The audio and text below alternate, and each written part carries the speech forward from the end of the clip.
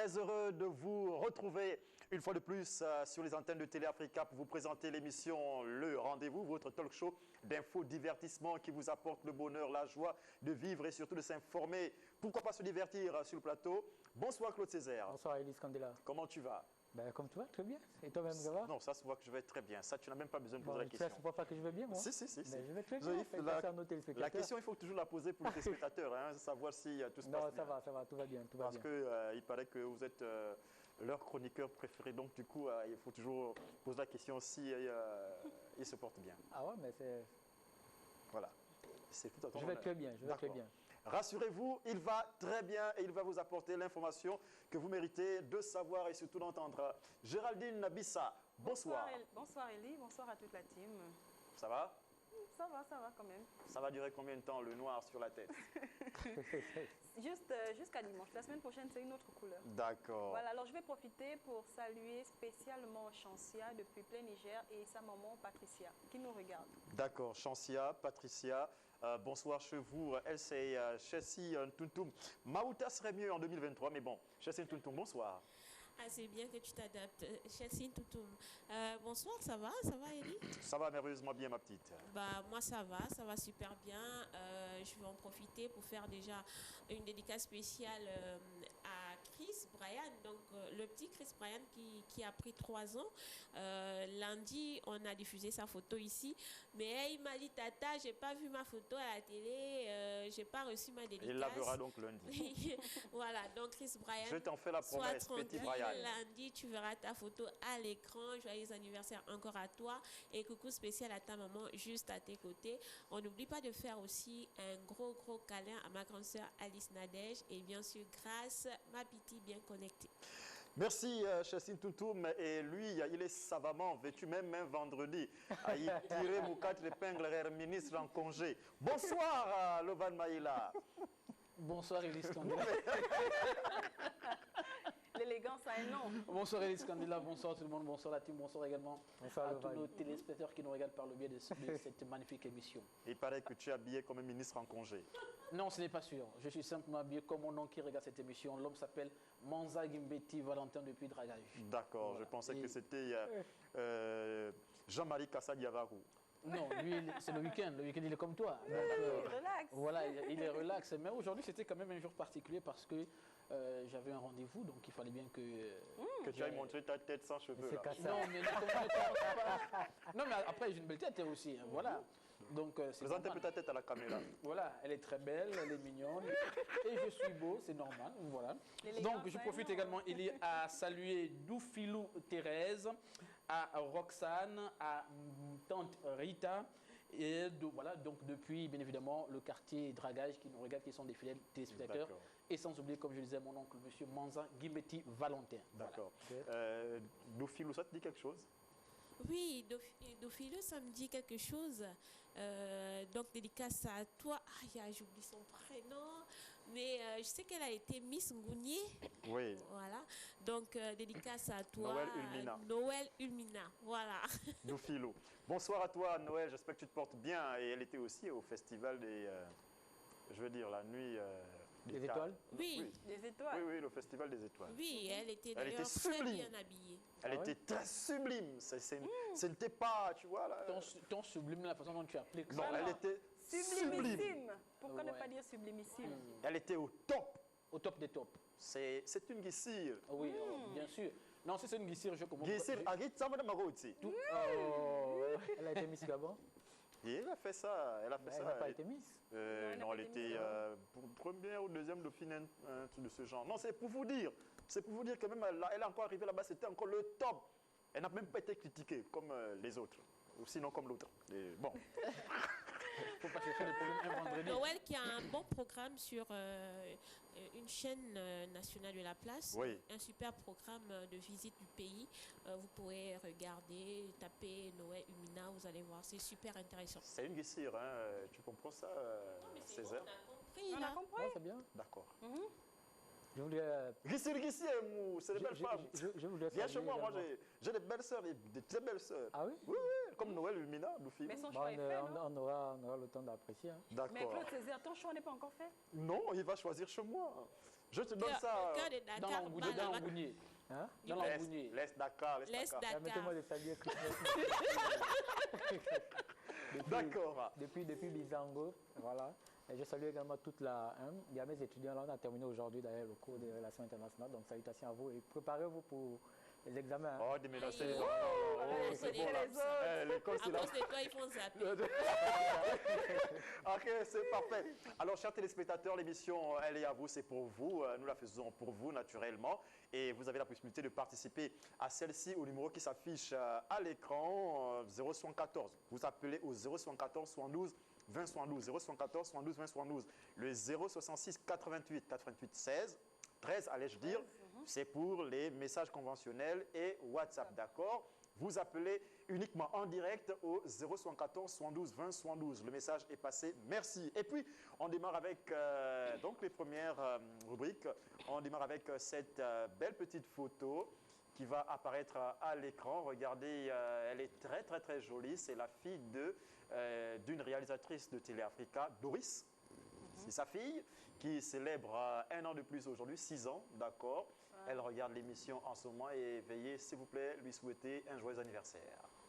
Alors, joyeux anniversaire à toi, mon bébé. Santé, bonheur, prospérité. Que toutes les grâces du Seigneur t'accompagnent dans ta vie encore et toujours.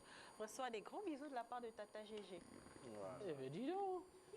Joyeux anniversaire, bébé, de la part de tonton le ventre le plus beau. D'accord.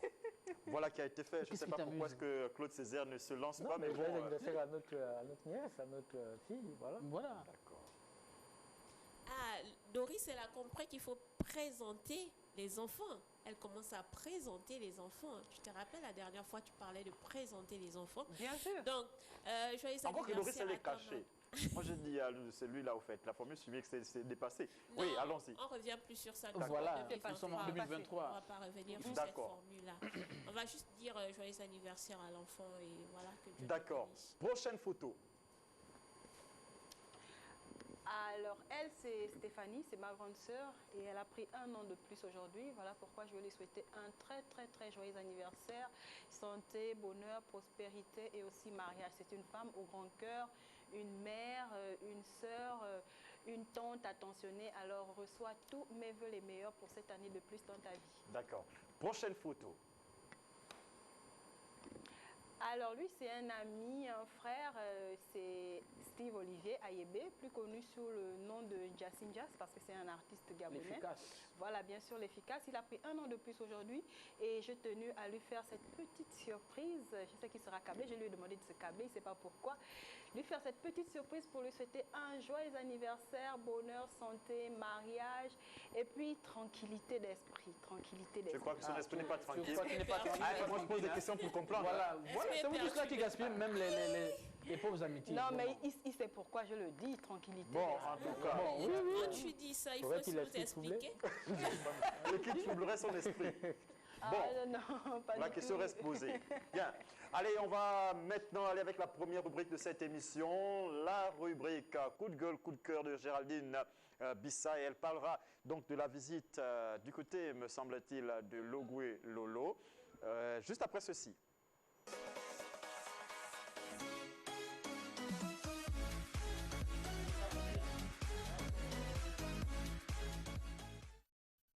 D'accord, Géraldine, on sait que le Premier ministre gabonais, Alain-Claude Bilye-Binzé, d'accord, est originaire de la province de Logoué-Vindo, chez Bien- toi, et bien donc sûr. depuis un moment, je crois que j'ai failli sortir fantasmé. Je veux dire, Tous les mots sont permis un vendredi 13. je préfère m'arrêter ici. Miséricorde. Continuons, Il faut voir le regard de Lucien Combina. allons-y. Alors, mes très chers téléspectateurs, nous terminons la semaine avec un coup de cœur, donc dans la gaieté, et pour parler de la visite d'Alain-Claude Bilye-Binzé à Koulamoutou. Donc, nous savons tous qu'il est Premier ministre, voilà. Donc, au lendemain tu de sa n'informes plus prise de personne avec fonction, ça, hein. bien sûr, je le dis avec fierté. Au lendemain de sa prise de fonction mandatée par le président de la République Ali Bongo Ondimba, le Premier ministre Alain-Claude Bilye-Binzé accompagné d'une délégation gouvernementale, s'est rendu le mercredi 11 janvier 2023 à Kulamoto. Alors, quel était l'objet de cette visite? Alors, l'objet de cette visite était d'être au plus près de ces populations qui subissent nombre de pénuries considérables depuis la perturbation du trafic ferroviaire suite à l'éboulement de terrain du 24 décembre dernier, donc 24 décembre 2022. C'est un exercice de dialogue franc et direct avec les Koulois et les Kouloises. Donc je vous informe, si vous ne le savez pas, les habitants de Koulamoutou, les Koulois et les Kouloises. Voilà. Non, le savait Que dans les c'est plus Claude prêté. Césaire. Il est de là-bas. Voilà, donc je disais, c'est un exercice de dialogue franc et direct avec les Koulois et les Kouloises que s'est prêté ACBN, comme il est affectueusement appelé. Voilà, pour cette première activité en tant que chef du gouvernement, l'occasion de toucher du doigt les besoins de ces populations et les rassurer quant à la volonté du chef de l'État de parer au plus vite aux problèmes, notamment à travers l'amélioration du réseau routier et la lutte contre la spéculation et l'inflation. À ce propos, Alain Claude a annoncé la création autour du gouverneur de province d'un comité de veille chargé de veiller à l'application des mesures présidentielles. Il a aussi annoncé la mise en place des solutions innovantes qui devront être prises en associant aussi que possible les opérateurs économiques. Alors ce dialogue franc et direct, fort apprécié par les populations riveraines, n'est que la marque de l'engagement pris par le PM, donc le Premier ministre, lors de sa prise de fonction. Notamment dans son action autour des concepts de patriotisme, je suis tellement émue, voilà, pragmatisme et de proximité. On a dit ici les ministres de la République. Bien sûr.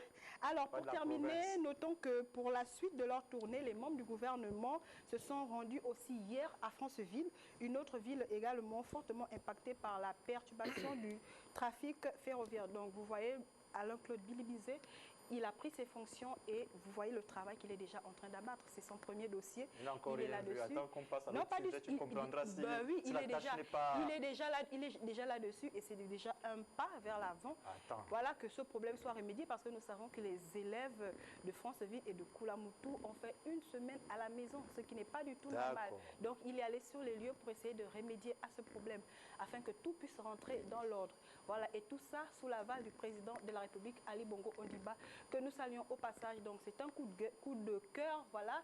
C'est la gaieté, ce sont des bonnes nouvelles et c'est ce qu'on veut toujours entendre dans notre pays. Voilà. D'accord. Les prochaines nouvelles ne seront pas bonnes à savoir, mais on va voir s'il peut gérer ce cas-là, d'accord? Ce sera tout. Bien sûr, ce sera tout. D'accord.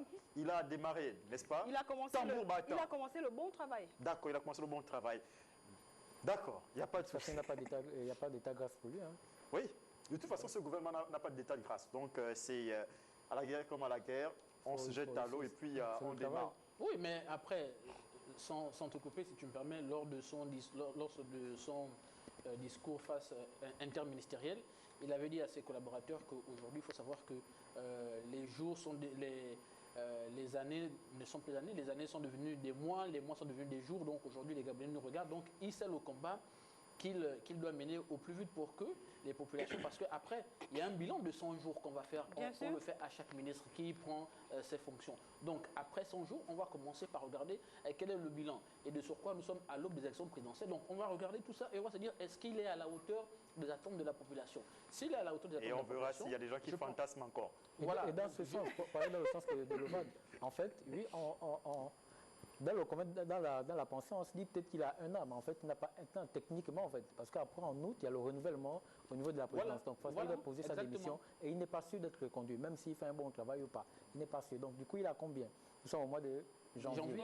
Il a à peine 8 mois, en fait, de travail. Donc, il n'a vraiment pas 7 mois. Voilà, il n'a vraiment pas de temps. Il faut qu'il se mouille. D'accord, on verra s'il n'a vraiment pas du temps. Jessie, garde toutes tes idées bien en place parce qu'il y a un vrai sujet qui arrive et tu vas t'exprimer sur la question. C'est pourquoi, Élie, si tu me permets, dans ce que disait Césaire, il faut également qu'à ce niveau-là, nous, les Gabonais, nous puissions également accompagner ce gouvernement-là. Parce qu'on pense que c'est vrai que... C'est une obligation. Non, ce n'est pas une obligation. Dans le civisme, oui. Moi, je pense que c'est une obligation en tant que citoyen gabonais. Pour les Gabonais. Et ils te diront qu'il y en a qui ne se reconnaissent pas dans ce gouvernement. Oui, mais non, mais c'est clair, mais on ne peut pas être aimé de tout le monde. Non, mais c'est tellement contradictoire. C'est comme l'opposition lorsqu'il réclame la main tendue du président. Non, la réforme du code électoral. En fait, j'oublie que ça doit être en fait, ils soumettent ça au ministre de l'Intérieur. Mais ce n'est pas lui qui a l'initiative, ce n'est pas au ministre de l'Intérieur, le chef de la majorité en fait. Le chef de la majorité, c'est le président. Donc il faut s'adresser au chef de l'État. Bien sûr. Vous voulez la réforme du code électoral, mais adressez-vous directement en fait au président de la République. Mais c'est lui que vous dites qu'il n'est pas le président, c'est quelqu'un qui est élu quelque part. Bon, comment il fait en fait? Chelsea, jusqu'ici, elle est restée muette, elle vous a bien observé. Attention à ce qui va arriver. Bien. C'est bon, ce sera. C'est parfait. On va passer à un tout autre sujet. Alors, on va lancer la première, donc ce premier élément qui va suivre et on va le commenter et ensuite on reviendra. Allez, on lance ce premier élément.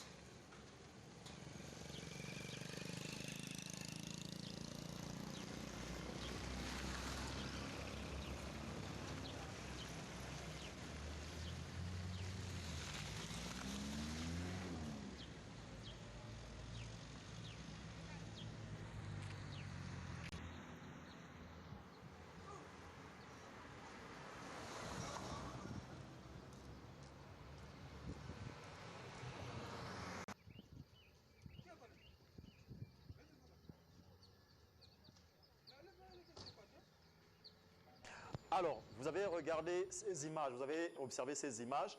Alors, vous regardez un peu partout dans Libreville, vous allez constater qu'il y a des engins qui viennent et qui ouvrent ces voies, d'accord? Ouvrent ces voies pour introduire soit la fibre optique ou encore la desserte en eau.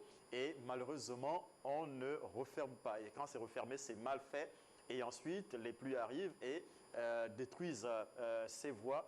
Et c'est donc les riverains qui en souffrent. Alors, je crois que, je veux dire, Claude Césaire, lui qui a fait sciences politiques, quand même, la politique gouvernée, quand même, c'est programmé, quand même, d'accord? Et c'est pensé. Et même quand on applique quand même avec discipline. Alors, je ne comprends pas trop, d'accord? On vient là, on a cette voie. D'abord, on va revenir, je crois, au mois de juillet 2021.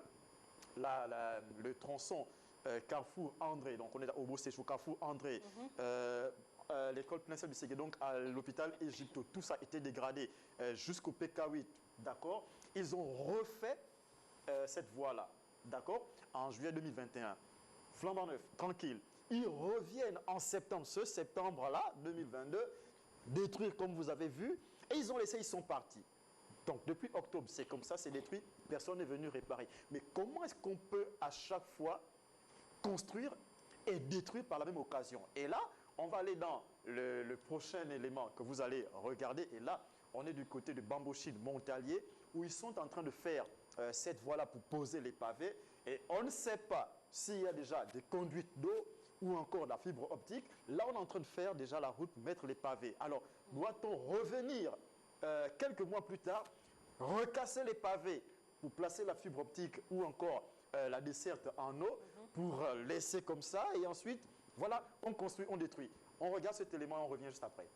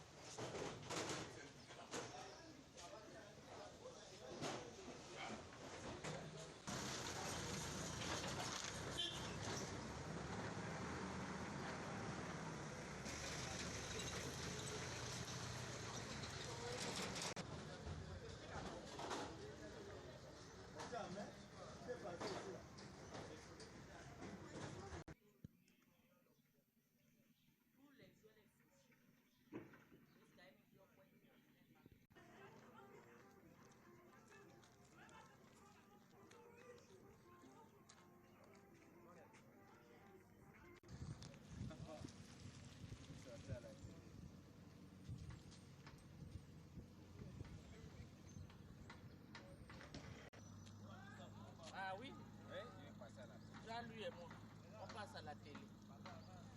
C'est l'amour.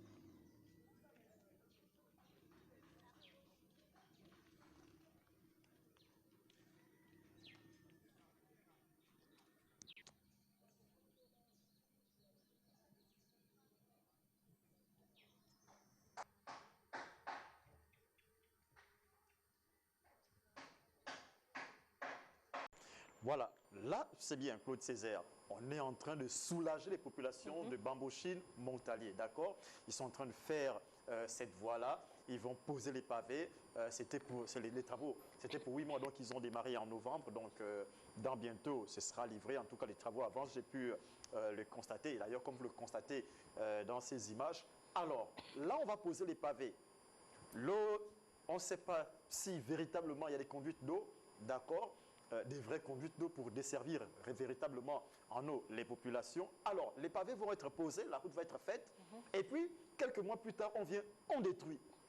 Parce qu'on veut maintenant faire passer l'eau ou la fibre optique. Est-ce que c'est comme ça qu'on a fait les choses? Est-ce que quand on est, par exemple, comme on a été nommé Premier ministre là, d'accord, on pose les problèmes, bon, on peut faire les voies, d'accord, on doit quand même voir son collègue de l'énergie. Celui des travaux publics va voir son collègue d'énergie. Bon, moi, je veux faire ceci. Est-ce que toi, à ton niveau, est-ce que tu as déjà fait ceci? Non, moi, si ce n'est pas fait, commence parce que moi, je dois arriver là-bas. Est-ce que ce n'est pas comme ça qu'on doit faire les choses? Est-ce qu'on va seulement faire et après, le lendemain, bon, écoute, l'eau n'est pas encore là-bas, donc on doit casser ta route pour faire passer. Vous avez le 074 72 20 72 pour vous exprimer. Claude Césaire. Alors, vous allez constater que tout à l'heure, Géraldine parlait de la visite du Premier ministre dans le Gololo, dans la capitale provinciale à Koulamtou, le caractère professionnel de Logo Lolo. Alors, il n'est pas seul. Il est allé avec une délégation gouvernementale, en fait, constituée de différents ministres, des différents portefeuilles, donc le ministre de l'économie, le ministre de l'éducation nationale, soit le titulaire lui-même ou alors son délégué, ou alors une équipe technique qui l'accompagne pour pouvoir mieux voir ces différents sujets-là. Et ce que je dois dire également, c'est que lorsqu'on regarde la loi des finances, par exemple, on n'affecte pas un budget à un ministère ou à un projet juste pour la construction de la route. Quand le Parlement valide une loi de finances ou accorde un budget, un crédit à un ministère, c'est par rapport à des objectifs bien précis en fait. Et là-dedans, c'est comme un pack, c'est comme un kit. Mais je m'explique, c'est comme un kit. Et donc, on accorde un budget de 10 milliards par exemple, pour la construction de ces routes-là, pour ces voiries, pour les voiries de Libreville. Je vais prendre ça comme ça, pour toutes les voiries de Libreville. Donc, on accorde un budget de 10 milliards. Alors là-dedans, c'est quoi? On a vu, effectivement, en matière d'adduction en eau, en électricité, construction de voiries également. Tout ça, c'est y compris dans ce budget-là. Donc, c'est maintenant, en fait... Et vous commencez par la route, et ensuite, vous venez de toute la même route, maintenant, vous n'avez pas placé... Ce qui devrait être fait. C'est-à-dire que celui qui est en charge du projet, comme on l'a vu là, le maître d'ouvrage, c'est le ministère des Travaux publics et de l'équipement. Ce sont eux les maîtres d'ouvrage, ce sont eux qui donnent le marché, en fait. Par conséquent, lorsqu'il engage les travaux comme ça, il associe en même temps son collègue du ministère de l'énergie, qui est chargé justement de travailler à la réduction d'eau et d'électricité également jusque dans les quartiers. Alors, ensemble, qu'est-ce qui est prioritaire? Qu'est-ce qui doit aller avant? C'est ce qu'on appelle en finance publique, je dis quoi, on accorde des budgets par objectif en fait, c'est ça. On veut construire une université, on ne va pas juste construire le bâtiment comme ça. On appelle également le ministère de l'énergie, on appelle également les différents ministères, même celui du commerce, parce qu'une université, par exemple, ça suscite autour. Ça, oui, ok, mais quand toi, tu regardes les choses... c'est la théorie. Quand tu vois les choses dans les faits, Directement.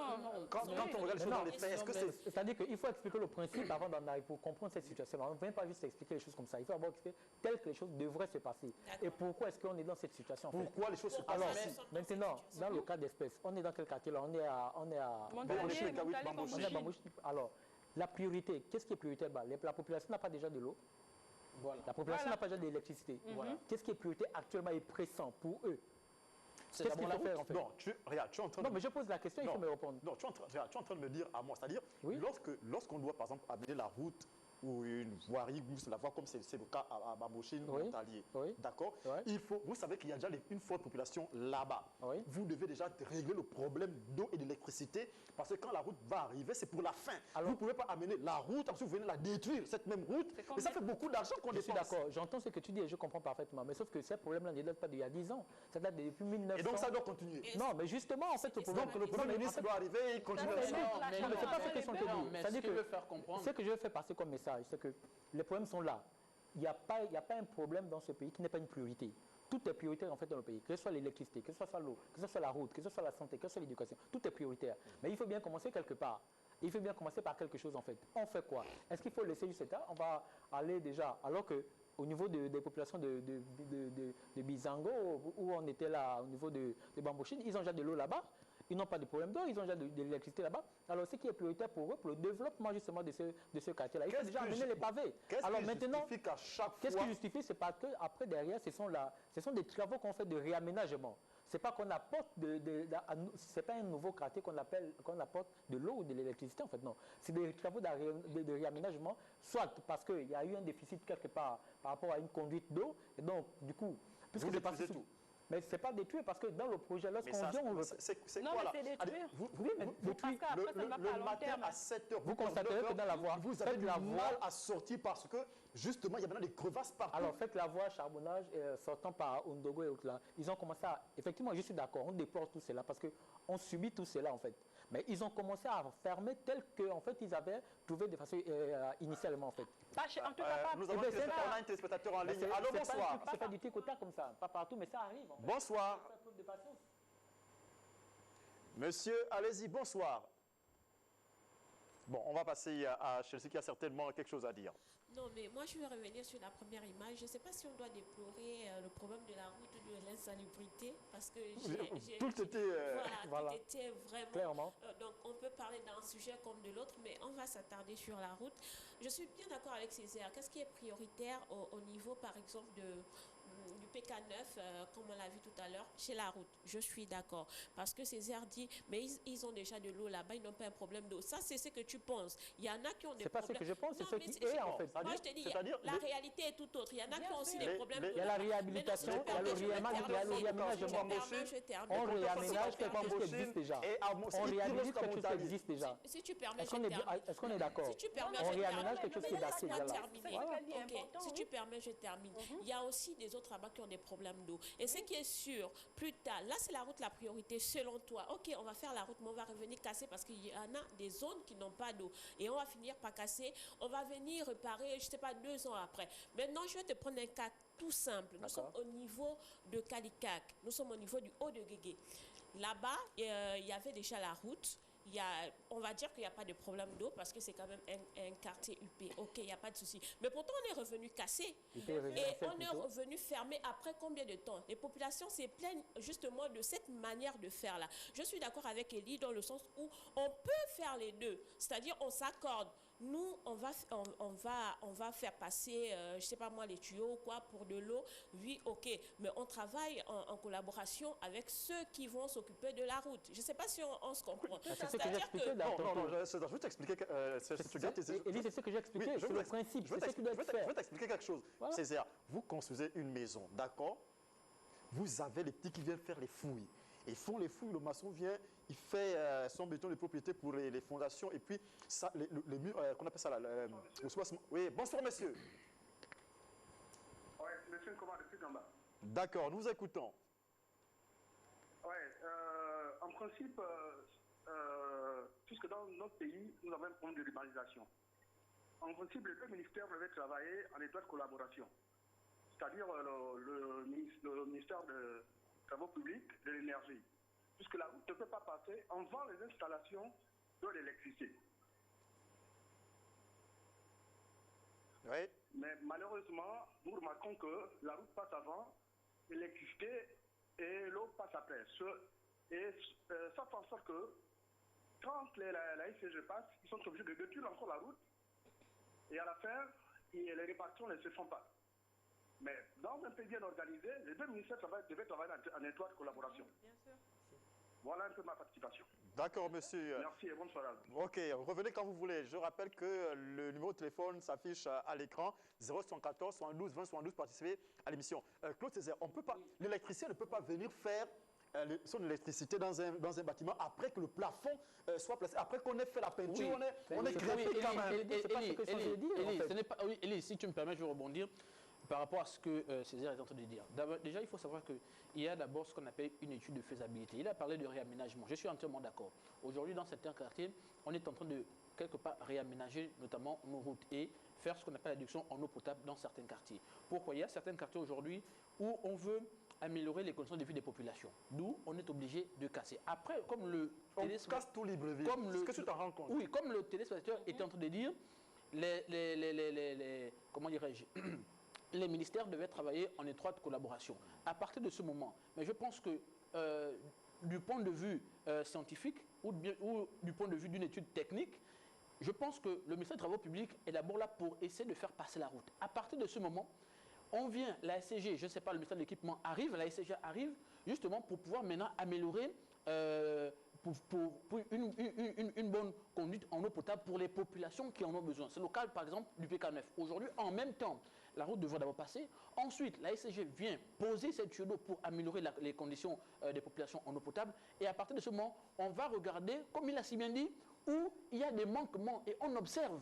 Et s'il y a des manquements, je pense que c'est là où on est obligé de recasser maintenant pour réaménager la route pour que désormais l'eau et l'électricité soient de manière donnée aux populations convenablement. Tu es au quartier Bangos, n'est-ce pas? Oui. Il y a quelques années, on a fait la route Niali, PK10, donc Bangos PK10. La route était vraiment neuve. Oui. Ils sont revenus 2 mois plus tard, cassés toute la route. Pourquoi ils sont revenus Aujourd'hui, la route est complètement Pourquoi ils sont revenus cassés? Parce qu'il y a un endroit où il y avait justement une défaillance. Donc la SCG est venue. Donc ils n'ont pas les bons techniciens. Non, c'est pas une question. Ce n'est pas un problème de technicien. Ce n'est pas un problème de technicien. Ça date depuis longtemps cette histoire. Je suis d'accord avec vous les gars. Ça date depuis longtemps. On a la route avant et lorsqu'on veut améliorer tout ce qui concerne l'eau, l'électricité et tout, on vient casser. Ok. Mais est-ce qu'on ne peut pas apprendre de nos erreurs? C'est-à-dire, on a l'habitude de le faire, mais là cette fois-ci, on décide de travailler en étroite beaucoup d'argent engagé. C'est beaucoup d'argent engagé, Lovan. Comme disait, en 2 mois. Donc je veux dire quoi? Ceux qui s'occupent de l'eau et de l'électricité attendaient juste 2 mois après que la route soit faite. Ça, c'est une réflexion. Non, moi je pense qu'il y a il faut voir l'objectif. Non, il faut aller à l'objectif. Lorsque vous allez, dans le document en question, on a bien vu, tu as filmé le panneau avec le mètre d'ouvrage. Il y a un Monsieur, s'il vous plaît, appelez au 074 72 20 72, pas à l'autre numéro. Appelez, si vous voulez parler en direct, appelez au 074 72 20 72. Alors l'objectif, c'est d'améliorer la qualité, la desserte en électricité et en eau également. C'est ça l'objectif. L'objectif également, c'est de pouvoir rallier tous les quartiers de Libreville en fait, en matière de voirie. D'accord? Alors, on est devant ça. Qu'est-ce qu'on fait? Le ministère a parlé, et le l'a souligné ça tout à l'heure, les ministères doivent travailler en étroite collaboration. Ok, d'accord. Mais sauf que dans la plupart on a l'impression que ça ne se fait pas. Notamment celui de Calicat dont elle faisait mention tout à l'heure. La route existe à Calicat depuis. Mais sauf qu'on s'est rendu compte qu'après étude, mais tiens, il y a des défaillances. L'étude, là, on se rend compte toujours après. Pourquoi on ne fait pas cette étude bien avant? Pourquoi c'est toujours après qu'on se rend compte? Tel que le problème est posé, en fait, après, il y a des tuyaux en fonction des années qui deviennent défaillants. Donc, il va falloir quoi? Justement, où l'eau sort du goudron, donc il faut venir casser le goudron, arranger le tuyau, et à partir du moment où on revient, on réaménage. Mais c'est ce qui se fait dans Libreville. Après combien de temps? On casse. On s'assure qu'il y a des endroits où ça fait 1 an. On casse aujourd'hui, on est en train de mettre la fibre optique. Mais pourtant, il y a du goudron qui est là. Tel que vous posez le problème, c'est comme si il y avait une volonté manifeste. C'est comme s'il y avait une volonté manifeste. Merci. Allô, bonsoir. Bonsoir, monsieur. Comment on vous appelle? Brice. Brice depuis Libreville, le PK12. Nous vous écoutons. Oui, je voudrais juste vous dire que gouverner, c'est prévoir. Oui. On ne peut jamais, on ne peut pas construire des routes. D'ailleurs, construire une route au Gabon est une difficulté. Et lorsqu'on a, la SCG revient casser cette route-là. Soit disant parce qu'il faut placer des tuyaux, il faut placer, je ne sais pas si c'est la fibre optique. Regardez un peu dans tout Libreville. Tout est cassé. Je ne pense pas que c'est normal quand même. Il faut revoir. Gouverner, c'est prévoir. Merci. D'accord, merci. Monsieur, c'est Brice ou Fabrice? Monsieur Brice, en même temps, Elie, mais désolé, c'est terminé. Oui, on reviendra dessus lundi. Sur les garçons, par exemple, qui parlaient tout à l'heure de oui, mais si on voit que ça manque, c'est si on va casser. Mais on voit la même chose avec les maisons, avec les habitations. Il n'y a pas un plan d'assainissement, il n'y a rien. Et il y en a qui disent oui, en fait, pas de besoin, on va devoir casser. Mais ça, c'est étudié bien avant de construire, avant de faire. Mais je disais qu'il y a une étude de faisabilité. C'est ça la et l'objectif pour casser les maisons des gens investissent sans la pendant 60 ans. D'abord les conditions de vie des populations qui n'est autre que la route. On amène les tuyaux après. On reviendra sur ce sujet lundi. Oui, c'est ça. En tout cas, nous y reviendrons. C'est bon, on reviendra dessus lundi. On va marquer une courte pause avec cette vidéo de Massy qui va suivre et ensuite on reçoit le pasteur Jonas Obiang qui va nous entretenir sur la stérilité sur le plan mystique. Comment détecter la stérilité mystique? Juste après cette vidéo de l'artiste Massy.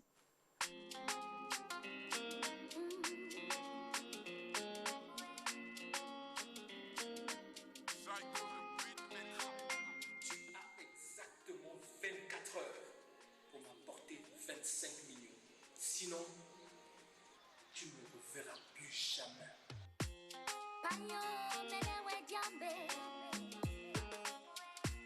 La Bessinawa, la Boni, la bande. Année après année, tu sais comment me tenir. Mais tu promis, c'est un guigniva. Tiens-moi la main, ne me lâche pas. Je te tiens, tu me tiens, n'oublie pas. Tu as la clé de mon cœur, ne la jette pas. Regarde-moi. L'amour c'est toi et moi. Oui, l'amour c'est toi et moi.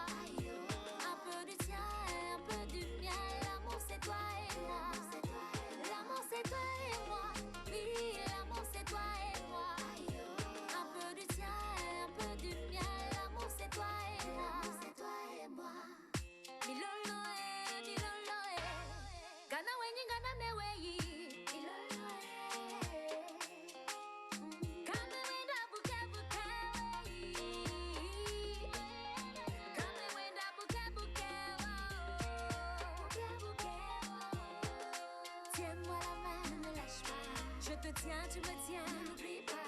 Tu as la clé de mon cœur, ne la jette pas. Regarde-moi. L'amour c'est toi et moi. Oui, l'amour c'est toi et moi. Un peu du tien et un peu du mien. L'amour c'est toi et moi. L'amour c'est toi et moi. Oui, l'amour c'est toi et moi. Un peu du tien et un peu du mien. L'amour c'est toi et moi. L'amour c'est toi et moi.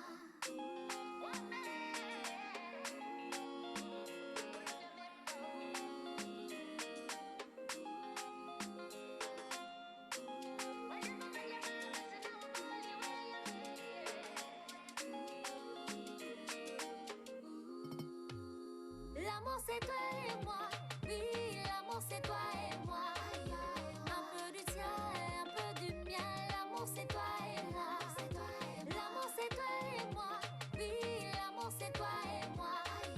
Un peu du tien et un peu du mien, l'amour c'est toi et moi. L'amour c'est toi et moi, l'amour c'est toi et moi. Un peu du tien, un peu du mien, l'amour c'est toi et moi.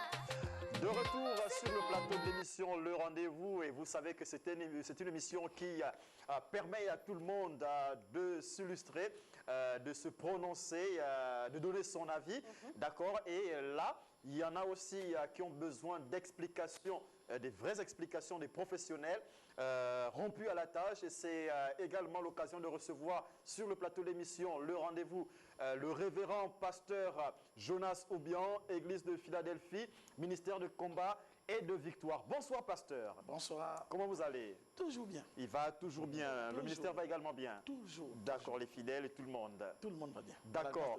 Mes voeux les meilleurs. Merci, je reçois. D'accord. Tout s'est bien passé? On s'est pas vu, hein, Oui, tout s'est bien passé. Dieu merci. Dieu nous a bénis en 2022. Amen. Et les bénédictions continuent en 2023.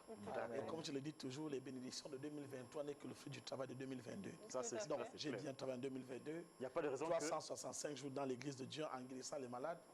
Je ne me plains pas, je sais que je suis béni. D'accord, c'est parfait. Comme toujours, vous connaissez Chelsea Toutou, vous connaissez Claude Césaire et Géraldine Bissa. Ah oui, nous avons la même coiffure. D'accord, d'accord. Ok, c'est parfait. Alors aujourd'hui, on va parler de comment détecter la stérilité mystique. C'est vrai que dans notre pays, on constate un peu partout dans les familles qu'il y en a qui ne font pas d'enfants et c'est difficile de ne pas faire des enfants, c'est difficile de vivre ainsi. Et ce n'est pas seulement parce que la stérilité, on l'attribue très souvent aux femmes. Il y a également des hommes qui sont stériles, qui ont été bloqués aussi par la mystique de ne pas faire des enfants. Alors on va peut-être déjà commencer par définir c'est quoi la stérilité et ensuite comment détecter quand c'est mystique. Vous savez, la stérilité est d'abord une punition ou encore une malédiction. Parce que quand Dieu parle de bénédiction, la première chose que Dieu nous dit dans Deutéronome 28, il dit « Je te bénirai, je te rendrai fécond.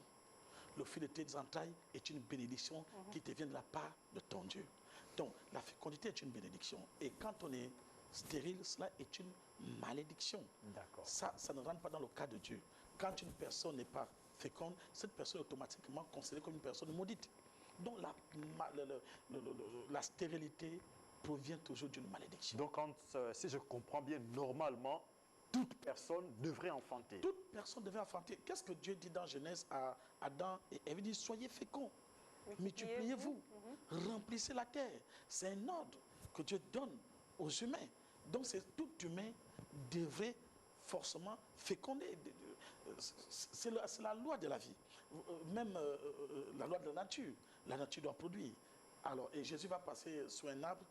Il regarde en haut, il n'y a pas de fruits, il maudit l'arbre. Il dit, un arbre qui ne produit pas sera jeté, brûlé, sera brûlé et jeté au feu. Vous ne voulez pas brûler les femmes qui ne font pas d'enfants, non? Non, on ne va pas les brûler. Mais nous sommes là pour trouver des solutions. Mais je tiens à vous dire que la stérilité est une malédiction. Et aujourd'hui, la stérilité n'est toujours une malédiction. Malédiction familiale. Quels sont les actes qui ont été posés pour qu'aujourd'hui, vous allez constater que dans nos familles africaines, sur 10 familles sur 5, il y a toujours des cas de stérilité. Toujours. Qu'est-ce qui se passe? Ça vient toujours d'une malédiction. D'accord. Avant de passer la parole aux autres, ça c'est un petit constat que j'ai fait. Ça n'engage que moi, d'accord. J'ai remarqué également que dans certaines familles, si par exemple, tel n'a pas eu d'enfant et que l'enfant qui va naître, une fille par exemple, on lui donne le nom de cette dame qui n'a pas fait d'enfant. Très souvent, cet enfant à qui on a donné le nom de celle qui ne faisait pas d'enfant est dans la même situation. Ou alors pour enfanter, c'est des complications avant qu'elle arrive à avoir son premier gosse. Ou encore, elle peut enfanter. Il peut arriver, ma soeur n'a pas fait d'enfant, elle était stérile, je lui donne le nom de ma fille. Ma fille enfante, mais il peut arriver que parmi les enfants de ma fille, il y a une qui n'enfante pas, ou la génération qui suit. Ça, c'est des situations que nous vivons dans nos familles. La stérilité est héréditaire. La stérilité est une malédiction, parfois des malédictions qui proviennent de la famille. Parce que nos aïeux, comme je le dis toujours, n'étaient pas des super chrétiens. Ils avaient des reliques qui leur donnaient un certain pouvoir et une certaine richesse. Et ces reliques avaient des contrats. Je te donne du cacao, du bétail, ou bien tu vas devenir le plus bon pêcheur du village, mais la 4e génération, il y aura des cas de stérilité à partir de la 4e génération. Il accepte le contrat. Il sait que ce ne sont pas ses enfants, ni ceux qui suivent. Et la 4e génération qui naît, si vous faites partie de la 4e génération et que la malédiction tombe sur vous, vous payez le prix. Parce que vous êtes né de la fondation et cette fondation va réclamer sur vous. Et Satan viendra toujours dire, il y a eu l'alliance, il y a eu un contrat qui a été signé à l'amont que la 4e génération doit m'appartenir et qui doit avoir un cas de stérilité. Satan réclame. D'accord. Claude Césaire avait une question à poser à l'endroit du pasteur. Oui, parce que je voulais comprendre, bon, je l'ai compris, hein, par rapport à la fécondité, c'est beaucoup plus dans le couple. Oui. Dans le couple. Mais quand on va un peu au-delà, avec la définition un peu plus large, est-ce que Dieu, lorsqu'il nous a conçus, nous a envoyés sur la terre par nos parents, par rapport à l'objectif qu'il nous a assigné en fait, est-ce que là, celui-là ou celle-là qui n'arrive pas à être fécond par rapport à tout ce qu'il a comme investissement que Dieu a mis dedans lui, comment on comprend ça? Comment parce que dans nos familles, on parle de ceux qui n'enfantent pas physiquement, donc des enfants, mais ceux qui n'enfantent pas également, en ce qui concerne des projets, en ce qui concerne tellement de choses, tout ce qu'ils ont comme potentiel, ils n'arrivent pas à se déployer. Est-ce que ce n'est pas là une forme de stérilité également? Oui, mais la stérilité peut être financière, la stérilité peut être matérielle, la stérilité peut être spirituelle, mais aujourd'hui, je parle plus du cas des femmes stériles ou des hommes stériles. Je parle des voies de l'enfantement. Parce que beaucoup de gens souffrent aujourd'hui. Nous sommes au Gabon, nous sommes des Bantous. Beaucoup de personnes en Afrique souffrent des cas de stérilité. Et je vous assure, vous allez constater que, comme je dis, il y a des alliances qui ont été tissées dans nos familles. Il y a des femmes, il y a des familles où il y a le célibat. Vous allez constater que le célibat et la stérilité, ce sont des malédictions qui vont ensemble. Parce qu'une femme qui n'arrive pas à enfanter aura des problèmes pour être au foyer. Aucun homme. Aussi, mais dans son foyer, mais vraiment, c'est la torture. C'est la torture, c'est la pitié. Tu n'es pas... Vous savez, ça nous envoie dans la Bible. Est-ce que ce n'est pas la conséquence de, je veux dire quoi, d'une culture ou bien c'est pas... Non, parce qu'ailleurs, ça ne pose pas forcément problème. Hein. Non, si, ça pose non, pas problème. Nécessairement.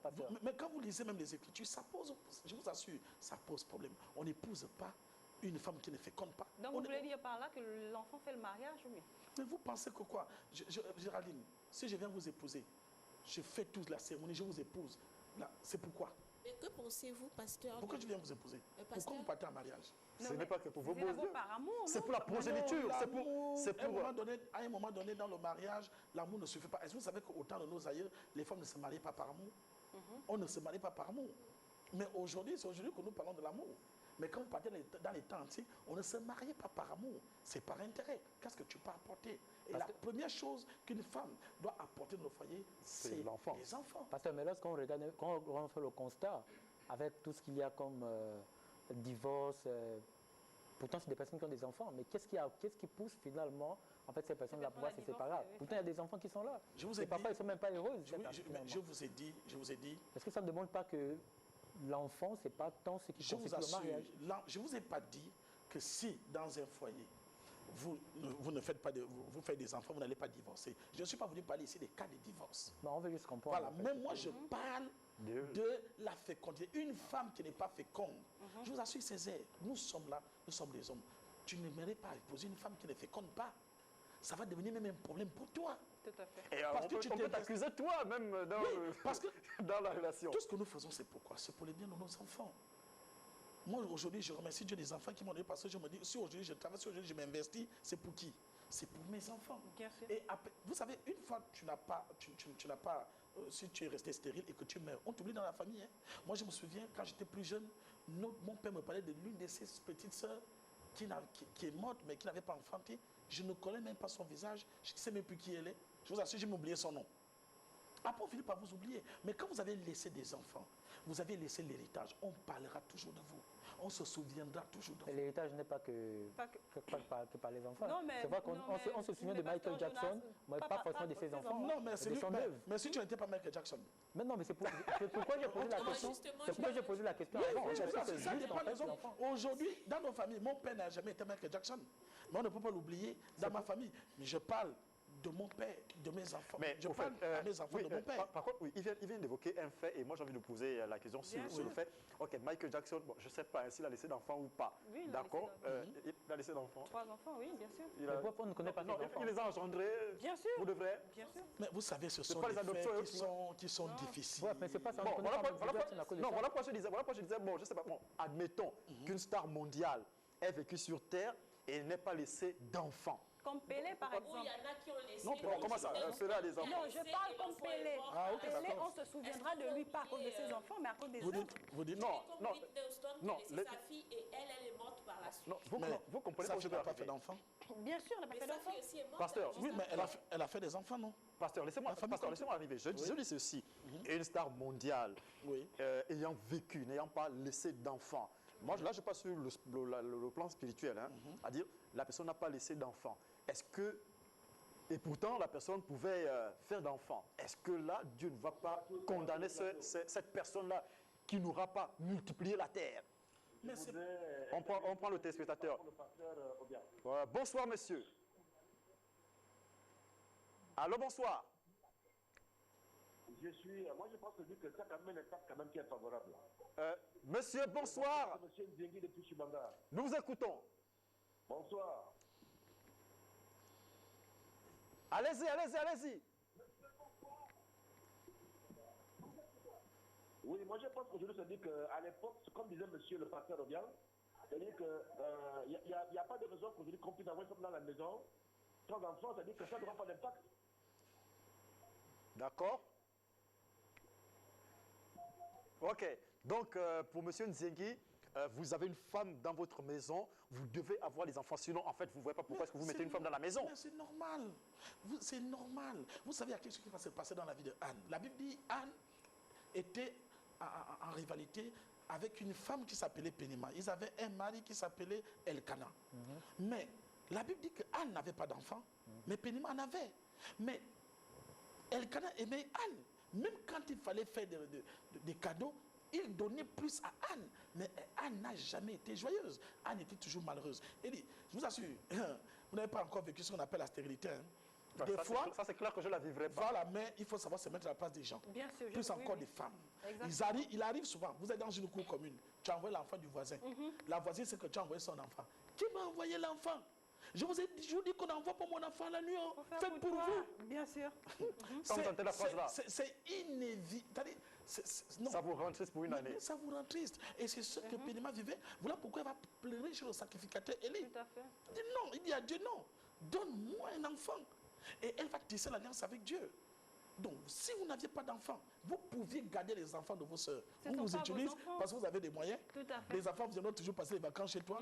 Tu pourras payer l'école parce qu'ils sont bébés. Mais une fois que ces enfants seront majeurs, vont commencer à aller au foyer. On va te montrer que la femme ne t'appartient pas. Surtout quand on parle de dot, de bénédiction, l'enfant est maintenant bien. Mais tu vas avoir le père. N'est-ce pas? S'il y a un problème dans la famille, c'est toi qu'on accuse. Mais c'est toi qu'on accuse parce que tu n'as pas fait d'enfant. Vous avez le numéro de téléphone qui s'affiche à l'écran là pour poser vos questions au pasteur Jonas sur le plateau. D'accord? Chelsea. Si tu permets, parce que j'ai envie de poser des questions. Oui, allons-y.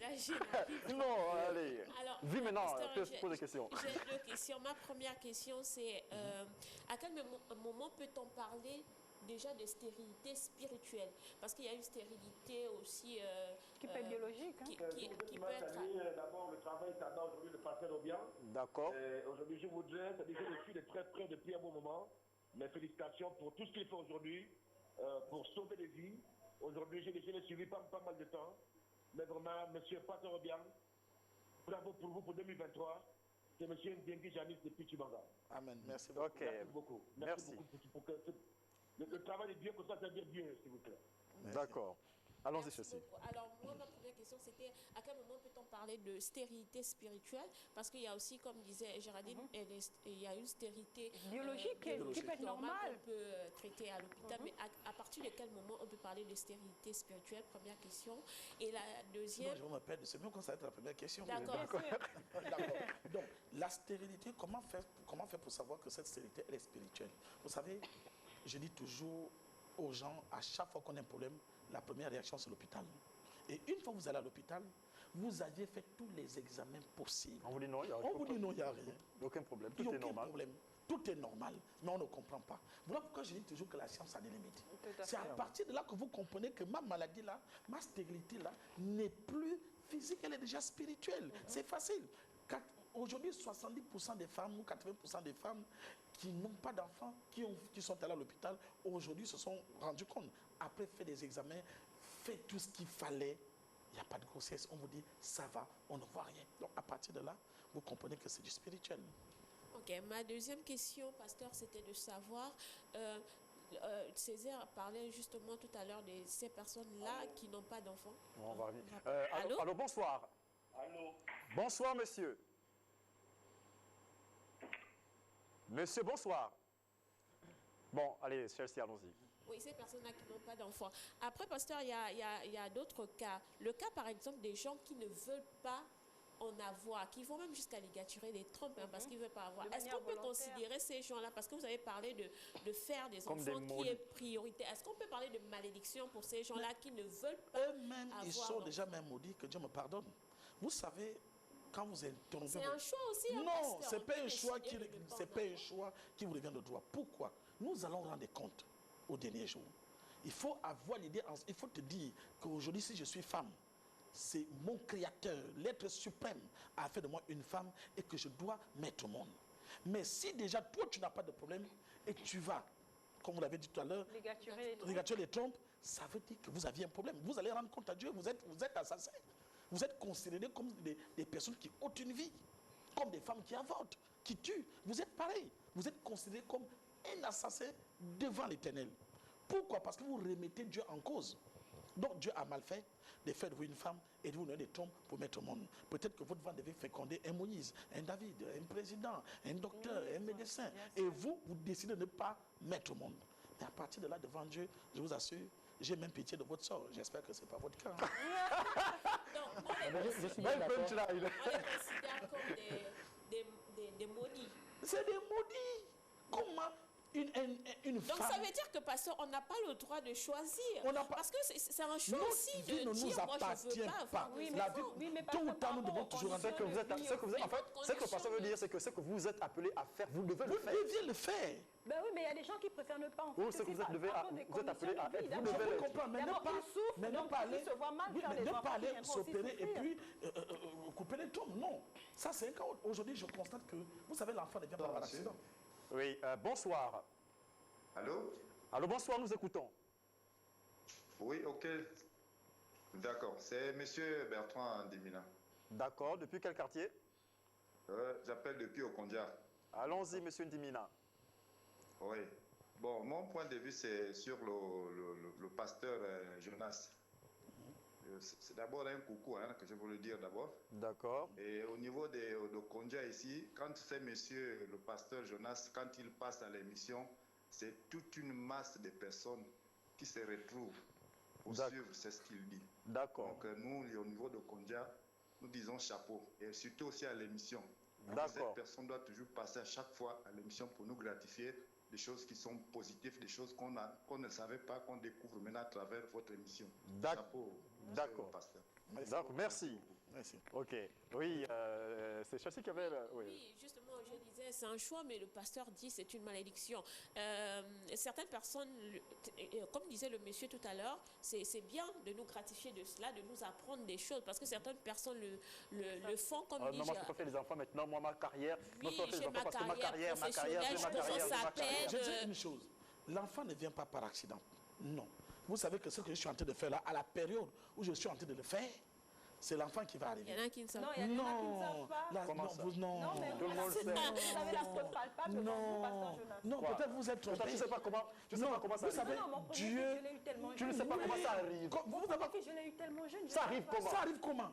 Il y a une seule manière que ça arrive. Ben oui, mais c'était tous comme ça. Comment ça? Il y a une seule manière. Il faut faire ce que je connais, que tu connais, que je fais, que nous faisons tous. Et puis l'enfant arrive, c'est tout. Vous savez, une de mes filles m'a dit à l'église, papa, je suis enceinte, je ne sais pas comment l'enfant est arrivé. Je dis, il arrive comme à ma fille. Il y a une seule manière d'arriver.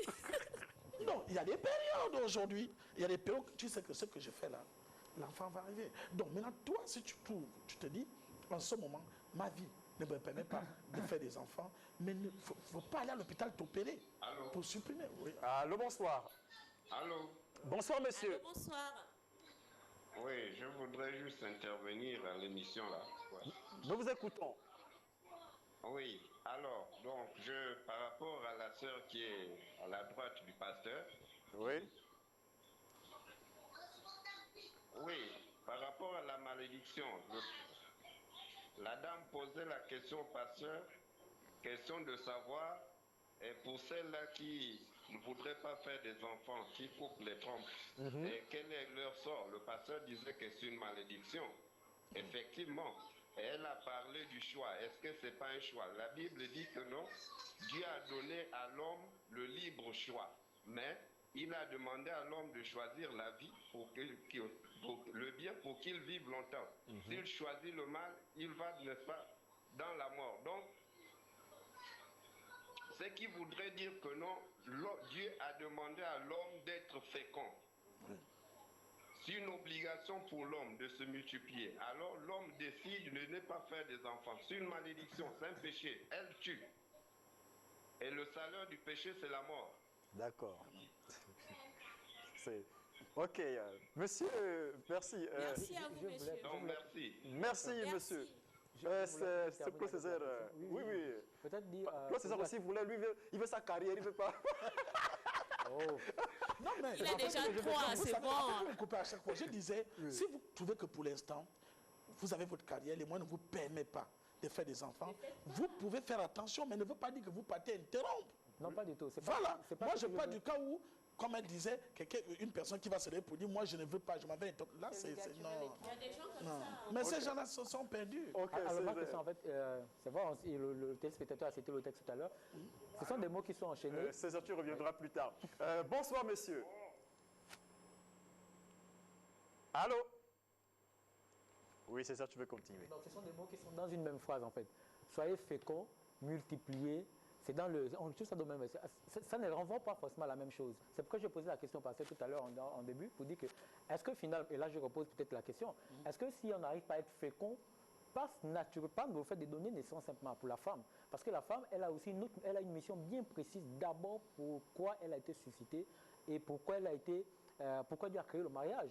C'est pas d'abord pour faire des enfants. C'est vrai. C'est une vérité, je suis d'accord.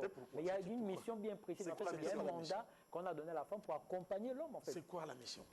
C'est de réaliser le plan de Dieu, justement. En faisant quoi? En multipliant le monde. C'est pas seulement dans la mission. Non, là, vous réduisez la femme seulement à l'enfantement. Non. Je ne réduis pas. Non. Écoutez bien. Alors, bonsoir. Il y a un potentiel. Bonsoir. Il faut qu'elle déploie. Il est parti, pasteur. Je ne réduis pas la femme à ça, mais chacun a son devoir. Le devoir d'un père, c'est de s'occuper de ses enfants. Un père qui ne s'occupe pas de ses enfants est maudit. Allô, bonsoir. Allô, bonsoir, nous vous écoutons. Oui, bonsoir. Comment on vous appelle? C'est Stéphane depuis Mekambo. Stéphane depuis Mekambo. Allons-y, il y a une ogivine sur le plateau. Allez, quelle est votre préoccupation? Comment on vous appelle? Stéphane. Stéphane depuis Mekambo. Stéphane depuis Mekambo. Allons-y, il y a une ogivine sur le plateau. Allez, quelle est votre préoccupation? Ouais, j'aimerais poser une question.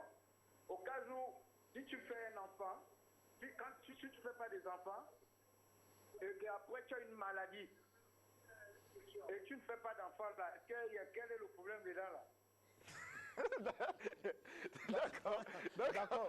Oui, mais ça c'est un carotte. J'étais fécond. Le pasteur vous répond, monsieur. Voilà. J'étais fécond. Je suis tombé malade. Et cette maladie fait en sorte qu'aujourd'hui, je ne peux plus mettre au monde. La faute ne vient pas à vous. C'est comme un accident qui arrive. Voilà, c'est un accident qui est arrivé. Et je ne peux plus mettre au monde. Peut-être que c'est naturel parce qu'il peut arriver, peut-être qu'il y a eu un accident. Je ne sais pas comment on passe par des GU, et puis boum, tu en peux plus. Si déjà, Dieu m'a utilisé pour guérir une femme qui a fait des GU et qui a mis au monde. Donc, le Dieu que nous utilisons est un Dieu extraordinaire. Mais il peut arriver que vous avez eu des GU, vous ne pouvez plus mettre au monde. La faute ne vient pas à vous. C'est différent. C'est un accident qui vous est arrivé. D'accord. Oui, je crois que... Alors, donc, je disais à Césaire que Césaire, je ne réduis pas la femme à seulement faire les enfants. Que Dieu a bien reparti les responsabilités de tout un chacun. Les tâches. Toi, homme, tu dois t'occuper de ta famille. Voilà pourquoi il dit, celui qui a des biens, et il voit les membres de sa famille souffrir, il est pire qu'un infidèle, il a trahi la foi. Maintenant, toi la femme, quand Dieu vient les donner dans le jardin d'Éden, il dit quoi? Il dit, toi, tu vas mettre au monde et tu auras des douleurs pour enfanter. Tu vas enfanter dans la douleur. Donc, tu dois enfanter. C'est une obligation divine. Et tu dois mettre. J'ai même envie d'ajouter, quand vous voyez une femme, quand elle va avec vous et qu'elle vous aime, la première chose qu'elle a envie de vous donner tout de suite, c'est l'enfant. Et vous aussi, vous demandez quoi? L'enfant. Sinon, tu vas venir faire un sport comme ça qui ne produit pas. Il faut bien qu'après, un tel sport, ça produit, c'est ça le salaire du sport, comme les messieurs sont payés, les Ronaldinho. D'accord. Pasteur, vous avez parlé droit dans la caméra là, dire aux gens comment faire pour se guérir de la stérilité. Vous aviez le numéro qui s'affiche en bas de l'écran, le 062 83 83 40. 062 83 83 40, voilà le numéro qui va te rendre fécond. Appelle ce numéro et tu auras les codes de la fécondité. Et je te dis, je tape moi Jonas Obiang, Dieu m'a utilisé tellement. Il y a beaucoup des enfants aujourd'hui, les Jonas et Junior, il y en a plein. Viens, tu vas recevoir pour toi et tu mets tout le monde. Je vous dis toujours, je parle toujours aux chrétiens et je le dis toujours, ne restez pas dans les églises où vous ne produisez pas. Tu es à l'église, tu es à côté du pasteur, mais tu es stérile. Tu es maudit ou tu es maudit. Sors de là et Dieu va te bénir. Amen. Merci, pasteur. Et on rappelle, l'église est située où? L'église est située à Québéville, en face de la clinique 5 Palmiers. À Québéville, en face de la clinique 5 Palmiers. Mais en prenant sur le numéro, vous allez tomber sur le secrétariat, ils vont bien vous expliquer et puis on va vous accueillir. Voilà qui a été dit. Donc l'émission se referme pour ce vendredi 13. On va se retrouver lundi dans un prochain numéro avec Chelsea Toutoum, Géraldine Bissa, notre ami Claude Césaire et Lovan Maïla Kassa et toute l'équipe de production, de réalisation. Allez, bonsoir chez vous et bon week-end.